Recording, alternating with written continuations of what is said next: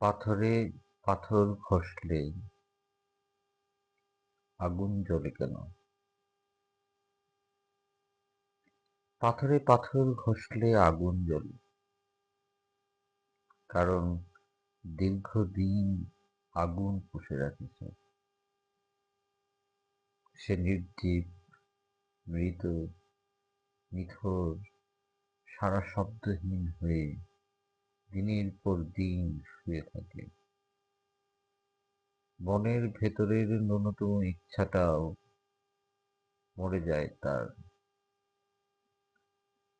পথে পথে পড়ে থাকে, মানুষের লাথিকতা খেতে খেতে কোনো অনুভূতিই থাকে না আর। তাই একদিন সুযোগ পেলে, কাউকে সাথে পেলে, শেষ চেষ্টা করে মাথা তুলে বেঁচে থাকবার।